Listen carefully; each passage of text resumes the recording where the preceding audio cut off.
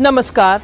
आज शेयर बाजार में एक ऐसी खबर आई है जिसने आईडीबीआई बैंक के शेयर में आग लगा दी है। सवाल सिर्फ इतना नहीं है कि शेयर क्यों दौड़ा, सवाल यह है कि क्या आईडीबीआई बैंक का नया मालिक लगभग तय हो गया है। खबर सामने आते ही स्टॉक 115 रुपए के पार निकल गया और पिछले एक साल में यह शेयर करीब 61% चढ़ चुका है। यानी निवेशकों को जबरदस्त रिटर्न मिला है और अब बाजार को एक बड़ी डील का इंतजार है। रिपोर्ट्स के मुताबिक कनाडा की दिग्गज investment firm Fairfax IDBI bank में हिस्सेदारी खरीदने की रेस में सबसे आगे बताई जा रही है।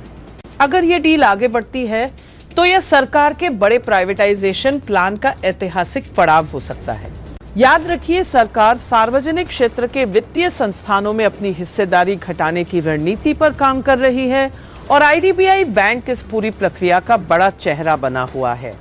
अगर कंट्रोल या बड़ी हिस्सेदारी निजी हाथों में जाती है तो बैंक की दिशा और दशा दोनों बदल सकती है। निवेशकों के लिए ये खबर इसलिए अहम है क्योंकि किसी बड़े स्ट्रेटेजिक निवेशक की एंट्री से ऑपरेशनल एफिशिएंसी, फैसले लेने की रफ्तार और ग्रोथ स्ट्रेटेजी में बड़ा बदलाव आ सकता है।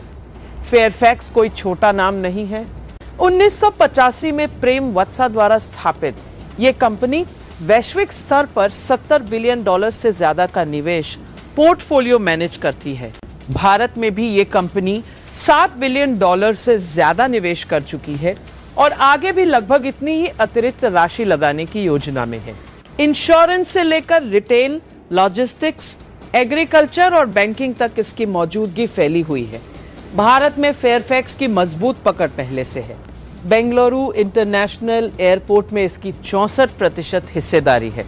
2018 से ये सीएसबी बैंक में 51% स्टेक के साथ मौजूद है।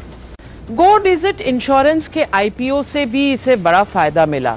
यानी कंपनी का ट्रैक रिकॉर्ड बताता है कि वो उभरते बाजारों में लंबी अवधि का दांव लगाती है और वैल्यू अनलॉक करने की रणनीति पर काम करती है। यही वजह है कि बाजार इस संभावित डील को सिर्फ एक बैंक की खरीद नहीं बल्कि भारत के बैंकिंग सेक्टर में बड़े प्राइवेटाइजेशन कदम के तौर पर देख रहा है। अगर ये सौदा पूरा होता है तो आने वाले सरकारी विनिवेश कार्यक्रमों के लिए भी ये एक मिसाल बन सकता है। हालांकि ये समझना जरूरी है कि प्रक्रिया अभी जारी है, अंतिम फैसला आना बाकी है और तब तक उतार चढ़ाव संभव है। तो क्या आईडीबीआई बैंक में नया युग शुरू होने वाला है? क्या निजी हाथों में जाने के बाद बैंक की ग्रोथ रफ्तार पकड़ लेगी? बाजार की नजर अब हर अपडेट पर टिकी है। आप इस संभावित डील को कैसे देखते हैं? अपनी राय कमेंट में जरूर बताइए।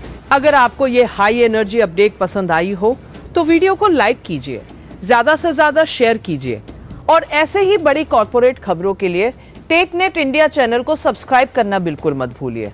ये वीडियो सिर्फ एजुकेशनल मकसद के लिए है। इन्वेस्ट करने से पहले कृपया अपने फाइनेंशियल एडवाइजर से सलाह दें। नमस्कार, धन्यवाद।